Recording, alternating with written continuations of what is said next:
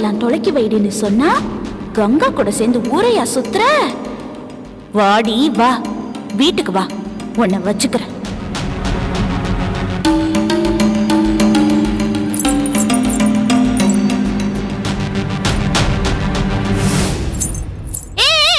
நில்லடி, மாடு மாதிரி ஒருத்தர் உட்கார்ந்திருக்க, நீ பாட்டு கண்டுக்காம போற. அதான் நீயே சொல்லிட்டல மாடு மாதிரின்னு. கிட்ட வந்தா முட்டுவ, அதான் ஒதுங்கி போறேன். நீ எல்லாம் கேலி பண்ற அளவுக்கு ஏன் நிலைமை ஆயிடுச்சு. இப்படியே பேசிட்டு ஒரு நாள் உன் வாயை தைக்கிறேன். இங்க பாரு, நான் உன்கிட்ட ஏற்கனவே சொல்லிருக்கேன், எனக்கு குன்ஃபு தெரியும், கராத்தே தெரியும்னு. ஒரே ஒரு அடியில கையும் உடையும் காலும் உடையும், இடுப்பையும் சேர்த்து உடைப்பேன். யார் இடுப்பை யார் உடைக்கிறான்னு அப்புறமா பாக்கலாம். முதல்ல நான் கேக்குறதுக்கு பதில் சொல்லு. நீ எதுக்கு கங்கா கூட கோயில் போன? நானும் கங்கா மாதிரியே IAS படிச்சு கலெக்டர் ஆக போறேன். அதுக்காகத்தான் பார்க்க போனேன். விளக்கமாத்துக்கு பேரு பட்டு குஞ்சமா. IAS படிக்கிறதுக்கு ஒரு மொகராசி வேணும்டி. நீ எல்லாம் IAS ஆயிட்டா கிழிஞ்சிடும் கிருஷ்ணகிரி. இப்படி சொல்லி சொல்லிதான் கங்காவை IAS ஆக்கிட்ட. அடுத்தது கண்டிப்பா நான் தான். உனக்கு கிறுக்கு பிடிச்சிருக்குடி, அதான் சம்பந்தமே இல்லாம உளர்ற. உன் தலைய மொட்டை அடிச்சு நல்லா வேப்பிலை வச்சு தேய்ச்சாதான் எல்லாம் சரியாகும். இங்க பாரு, வேண்டாம் என்கிட்ட. அடியே அடியே அடியே, உங்க போராட்டம் பெரிய போராட்டமா இருக்கேடி. ஐயோ வடிவு, என்னம்மா சண்டை? அத்தை, நான் பாட்டுக்கு வந்துட்டு இருந்தேன், என்ன வம்புக்கு இழுத்து சண்டை போடுறாங்க. அத்தை, இவ ஐயா வீட்டு மருமகளா இல்ல கலெக்டர் வீட்டு மருமகளான்னு கேளுங்க. நான் என்னைக்குமே ஐயா வீட்டு மருமகதான். அப்புறம் ஏன் கங்காவோட மாமியார் இருக்காங்களே, அவங்க கிட்ட கோவில்ல விழுந்து விழுந்து பேசுறா? ஏண்டி, அவங்க கிட்ட பேசினா என்னடி தப்பு? என்னத்த இப்படி கேக்குறீங்க? உங்களுக்கு எல்லாமே மறந்து போச்சா? நீங்க எல்லாருமா சேர்ந்து கங்காக்கு பலகாரம் கொண்டு போனீங்களே, அத அவங்க வாங்க மறுத்து அவமானப்படுத்தினாங்கல்ல, அத நீங்க மறந்துட்டீங்களா? அதுக்கப்புறம் ஐயா 10 ஏக்கர் நிலம் கொடுத்தாங்க, அதையும் வாங்க மறுத்து அவமானப்படுத்தினாங்க, அதையும் மறந்துட்டீங்களா? அடியே, அதெல்லாம் முடிஞ்சு போன கதடி. அந்த அம்மா இப்ப திருந்திட்டாங்கடி. ஐயோ அத்தை, அவங்கள நம்பாதீங்க. இது ஏதோ சதி திட்டம் போட்டுதான் அவங்க இப்படி எல்லாம் பண்றாங்க. அவங்களுக்கு இவ உடந்தையா இருக்கா. பாத்தீங்களா அத்தை, இல்லாதது எப்படி எல்லாம் திருச்சு பேசுறாங்கன்னு? நீ தாண்டி திருச்சு பேசுற. கேக்குறதுக்கு பதில் சொல்லு. என்ன காரணத்துக்காக அவங்கள பார்க்க நீ கோவிலுக்கு போன? அத்தை, இந்த கேள்வியை கோயில்லயே கேட்டாங்க. எங்க கல்யாணம் நடக்கிறதுக்கு கங்கா தானே காரணம். ஆமா, அவங்களுக்கு மாடு முட்டி ஹாஸ்பிட்டல்ல இருந்தப்போ ஒரு ஆபத்தும் இல்லாம திரும்பினா 108 விளக்கு போடுறதா வேண்டிட்டு இருந்தேன். அதை நிறைவேற்ற போனேன். போன இடத்துல அவங்களும் இருந்தாங்க, அவங்கள பார்த்து பேசினேன். ஏண்டி போதுமாடி, நீ கேட்டதுக்கு பதிலு? இல்லத்த, இவ சமாளிக்கிறா. பாத்தீங்களா அத்தை, சின்ன விஷயத்த பெருசு பண்றாங்க. இங்க பாருங்க, இவங்க தான் எனக்கு மாமியார், நீங்க இல்ல. நான் தானே இந்த வீட்டு மூத்த மருமக. நான் சொல்றபடி தானே கேட்கணும், என்ன மதிக்கணும், எனக்கு மரியாதை கொடுக்கணும். முடியாதுன்னா என்ன பண்ணுவீங்க? ஐயோ நிறுத்துங்கடி, உங்க 2 பேர் வாயிலையும் சூட வச்சிருவேன். போகடி உள்ள, போகடி. ஐயோ, இவளுங்க 2 பேரும் விடா கண்டி கொடா கண்டியா இருக்காளுங்களே. முருகா, இவளுங்களை நான் எப்படி சரி பண்ணுவேன்? ஏதாவது ஒரு வழி காட்டுப்பா.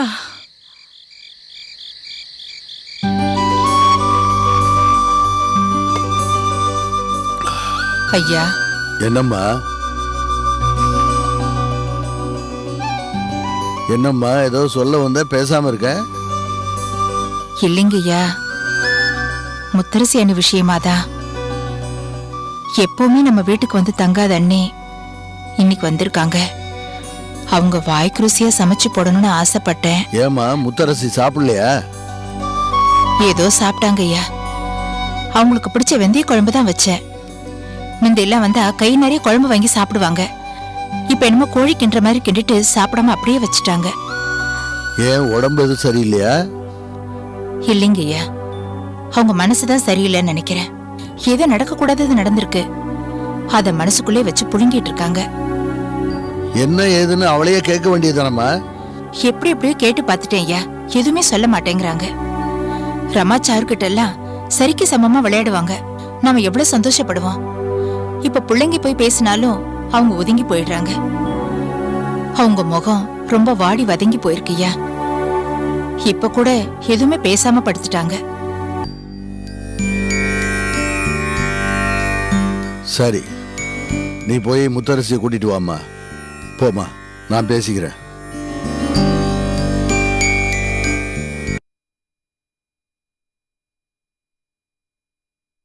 அண்ணி, அண்ணி, ஐயா உங்களை வர சொல்றாரு. ஐயோ அண்ணனா, எதுக்கு?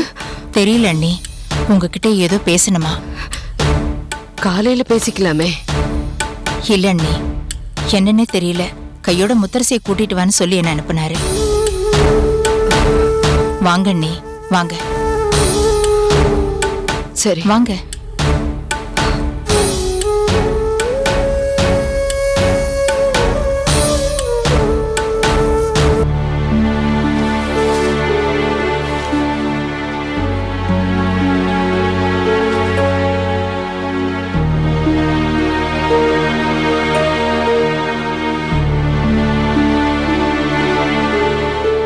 அண்ணே, கூப்பிட்டீங்களா?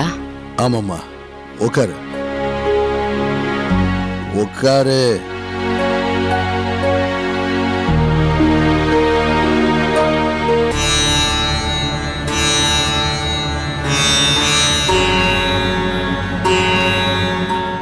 ஏமா ஒரு மாதிரியா இருக்க?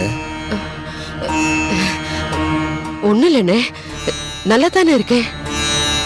நல்லா இருக்கேன்னு நீ சொல்ற, உன்னை பார்த்தா நல்லா இருக்கிறது மாதிரி தெரியலையே.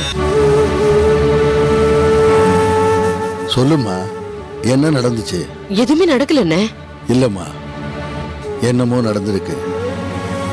உன்னை பெத்த தாய் இருந்தா உன் குறையெல்லாம் அவள்கிட்ட சொல்லுவே இல்ல. உன்னை குழந்தையிலிருந்து உனக்கு தாயா இருந்து வளர்த்தவனா? எதுவா இருந்தாலும் இந்த அண்ணன்கிட்ட சொல்லுமா.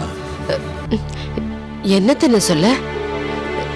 நீங்க ஏதோ மனசுல வச்சிட்டு இருக்கீங்க.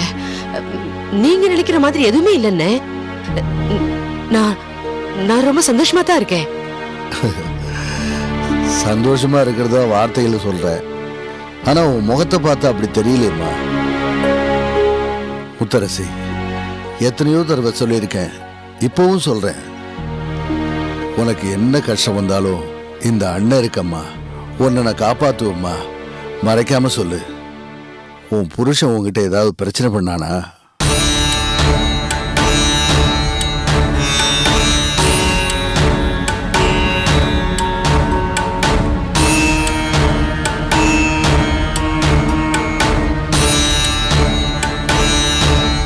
சொல்லுமா. அண்ணே, என் கண்ணுல தூசி பட்டா கூட அவர் தாங்க மாட்டாருண்ணே. அவரால் எனக்கு எந்த பிரச்சனையும் இல்லை. எனக்கு தெரியுமா, என்னைக்குமே உன் புருஷனை நீ விட்டு தர மாட்ட. அவனை பிரிஞ்சு நீ தனியே இருந்ததே கிடையாது. ஆனா இப்ப நீ மட்டும் தனியே வந்திருக்கியே, அதான் எனக்கு புரியல. அண்ணியும் பிள்ளைங்களையும் பார்க்கணும்னு நினைச்சேன், அதானே வந்தேன். அண்ணி, நீங்க எத்தனை நாள் வேணாலும் எங்க கூட இருக்கலாம். அதை விட எங்களுக்கு வேற என்ன வேணும்? அண்ணே, என்ன நடந்தாலும் எந்த காரணத்துக்காகவும் சுப்புலட்சுமி அண்ணியும் குழந்தைகளையும் கைவிட்டுறாதீங்க. இவங்களுக்கு உங்களை விட்டா வேற யாரும் கிடையாதுண்ணே. எந்த பாவமும் செய்யாத இந்த அப்பாவி எங்களுக்கு தான் எல்லா கடத்தலும் நடக்குது. பருந்துகிட்ட இருந்து குஞ்சுங்களை காப்பாத்துற கோழி மாதிரி கங்காவையும் இவங்களையும் நீங்க தானே காப்பாத்தணும். முத்தரசி, சுப்புலட்சுமி தலையில இடி விழுவுதுன்னா முதல்ல அந்த இடி என் தலையில விழணும். நான் உயிரோட இருக்கிற வரைக்கும் சுப்புலட்சுமி குழந்தைகளையும் எறும்பு கூட அண்ட விட மாட்டேன். அண்ணே, எனக்கு தெரியும் அண்ணே. ஆனா இந்த குடும்பத்து மேல பல பேருக்கு தீராத பகை இருக்கு. உங்களையும் மீறி எதுவும் நடந்துடக்கூடாது பாருங்க. அதனால தானே சொல்றேன். என்ன மீறி காத்து கூட இந்த குடும்பத்து மேல படாதுமா. அண்ணே, என்னை பத்தி கவலைப்படாதீங்க அண்ணே. நான் வாழ்ந்து முடிச்சவ. நான் செத்துட்டா கொட்டு மேளத்தோட உங்க கையால நடக்கம் பண்ணிடுங்க. அந்த கொடுப்பு எனக்கு கிடைச்சா போதும் அண்ணே. அண்ணே, என் புள்ள ஜெயச்சந்திர எல்லாம் இருந்தும் அனாதையா வாழ்ந்துகிட்டு இருக்கான்.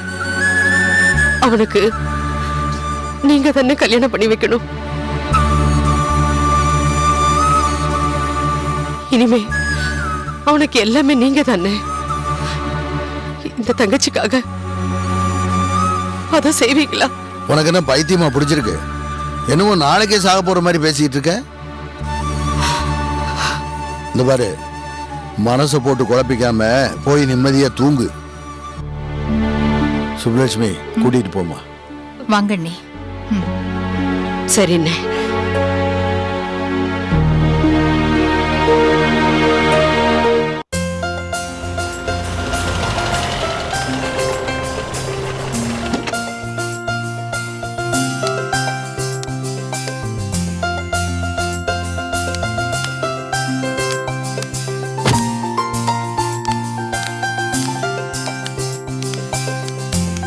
மச்சான் எப்படி இருக்கீங்க? நல்லா இருக்க. நீங்க எப்படி இருக்கீங்க? நான் நல்லா இருக்கேன் மச்சான். வடிவு, நீ நல்லா இருக்கியாமா? நல்லா இருக்கேன்னா. கங்கா கங்கா உள்ளதா இருக்கா. உங்களை பார்த்தா ரொம்ப சந்தோஷப்படுவா. என்னென்னவோ வாங்கிட்டு வந்திருக்கீங்க? கங்காக்காக தான். வாங்க வாங்க போலாம். வடிவு. அத்தை, என்னத்த நீங்க? எனக்கு தான் உடம்பு நல்லபடியா குணமாயிடுச்சுல்ல. என்ன ஒரு வேலையும் செய்ய விடாம எல்லா வேலையும் நீங்களே செய்யறீங்க. பாக்குறதுக்கே எனக்கு ரொம்ப கஷ்டமா இருக்கு. உனக்கு உடம்பு குணமானாலும் என் குடும்பத்தோட வாரிசு உன் வயித்துல வளர்ந்துகிட்டு இருக்கு. அது நல்லபடியா பிறக்கிற வரைக்கும் நீ எந்த வேலையும் செய்யக்கூடாது. கங்கா, சரவணனும் வடிவும் வந்திருக்காங்க. வா அம்மா, நீங்களும் வாங்க. சரிப்பா, வாங்க வாம்மா. அத்தை. வாங்க வாங்க. வடிவு, எப்படி இருக்க வடிவு? உட்காருங்க நல்லா சரவணன். இருக்கேன். நீங்க எப்படி இருக்கீங்க? நல்லா இருக்கேன். அண்ணே, நல்லா இருக்கீங்க? நல்லா இருக்கம்மா. உட்காருங்க ஆ, அண்ணே. நீங்க நீங்களும் உட்காருங்க மச்சான். உட்காருங்க. அண்ணே, எனக்கு உடம்பு நல்லபடியா குணமானதும் உங்களை முறைப்படி வீட்டுக்கு கூப்பிட்டு நாங்க விருந்து வைக்கலான்னு இருந்தோம். அதுக்குள்ள நீங்களே வந்துட்டீங்க. நான் வடிவ கோவில்ல பார்த்தப்ப கூட அவகிட்ட சொன்னேன். கங்கா, இவ்வளவு நாள் உன்னை பார்க்காதது எங்களுக்கு ரொம்ப குற்ற உணர்வா இருந்துச்சு. ஆயக்குடிக்கு ஆயுஷமத்துக்கு வந்தப்போ உன்னை பார்க்க முடியல. அப்புறம் இன்டர்வியூ கார்டு வந்தப்போ நீ வீட்டுக்கு சொல்ல வந்த, அப்போ உன்னை பார்க்க முடியல. அப்புறம் வடி உன்னை கோயில பார்த்தேன்னு சொன்னா மனசு ரொம்ப வலிச்சுது. உயிருக்கு போராட்டி இருந்த நேரத்திலையும் இந்த அண்ணன் கல்யாணம் நின்றுடக்கூடாதுன்னு நீ நடத்தி வச்ச. உன்ன மாதிரி ஒரு தங்கச்சிக்கு ஒரு நன்றி கூட சொல்லாம இருக்கேன்னு என் மனசு தவிச்சுது. அதான் உடனே வந்தோம். ஏன்னு எப்படிலாம் சொல்றீங்க? நீங்க நேர்ல பார்க்கலன்னு நான் ஒன்னும் வருத்தப்பட மாட்டேன். அண்ணன் மனசுல இந்த தங்கச்சிக்கு இடம் இருந்தா போதும். சரி, என்ன சாப்பிடுறீங்க? அம்மா, நாம எதிர்பார்க்காம அவங்களே நம்ம வீட்டுக்கு வந்திருக்காங்க. அப்படியே விருந்து வச்சிட வேண்டியதானே? வச்சுட்டா போச்சு. ஒரு நிமிஷம் மச்சான், நீங்களும் தங்கச்சியும் சந்தோஷமா இருக்கிறதே எங்களுக்கு போதும். விருந்தெல்லாம் எதுவும் வேண்டாம் மச்சான். முதல்ல நாங்க வந்த வேலையை முடிச்சிடுறோம். ஓகே மச்சான், கொஞ்சம் இப்படி வாங்க. மச்சான், நீங்க 2 பேரும் இந்த சீரை ஏத்துக்கணும். உங்க கல்யாணத்தப்பவே தங்கச்சிக்கு நான் சீர் செஞ்சிருக்கணும். அப்ப செய்ய தவறிட்டேன், இப்ப செய்யறேன். தங்கச்சி, இந்த அண்ணனோட சீரை ஏத்துக்கணும். வாங்கிக்கோங்க மச்சான். வாங்கிக்க கங்கா.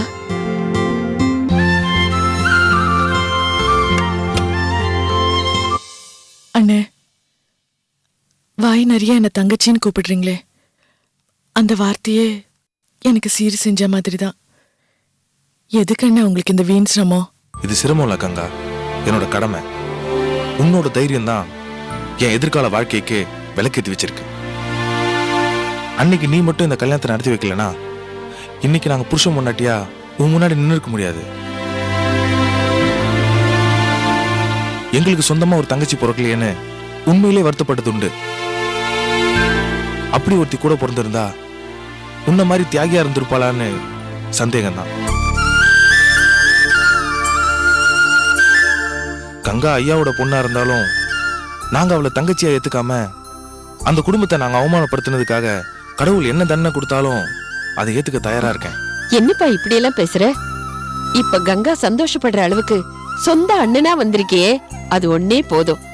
கடவுள் உன்னை தண்டிக்கவே மாட்டாருப்பா. சரவணா, முன்னாடி எல்லாம் நீ கங்கா கூட பேசுறதுக்கே யோசிப்ப. இன்னைக்கு கங்காவை பாக்கறதுக்காக இவ்வளவு தூரம் வீடு தேடி வந்திருக்கியே. இதெல்லாம் நடக்குமான்னு யோசிச்ச. ஆனா இன்னைக்கு நடக்கிறத பாக்கும்போது எனக்கு ரொம்ப சந்தோஷமா இருக்குப்பா.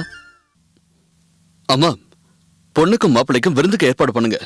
முதல்ல சாப்பிடட்டுமா? இல்ல, நாங்க இன்னொரு நாள் சாப்பிடுறோம். இனிமேல் தான் அடிக்கடி வர போறோமே.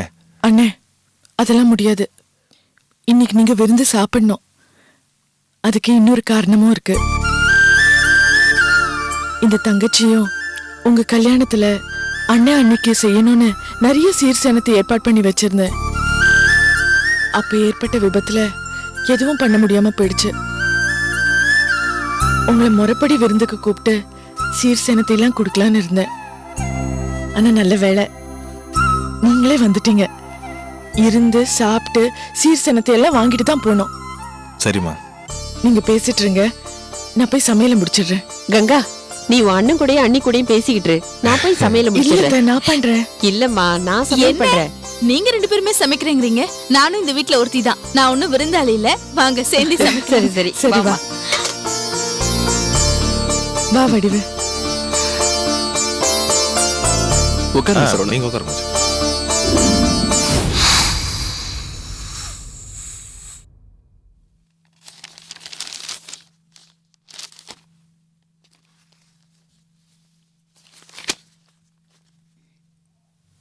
என்னடி படிக்கலையா?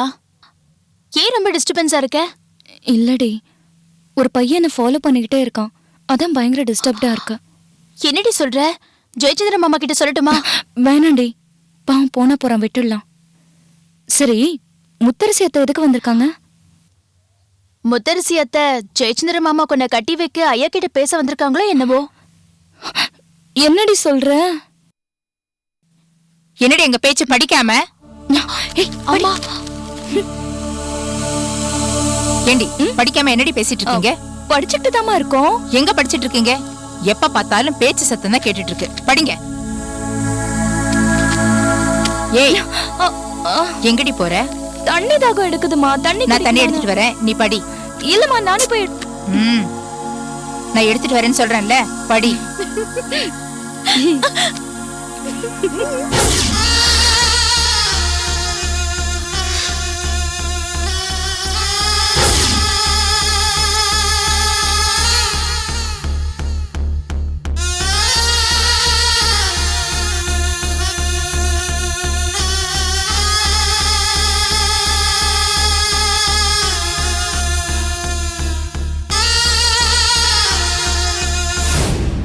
தண்ணி எதுக்கு? டீ போட்டே கொடுத்துடலாம்.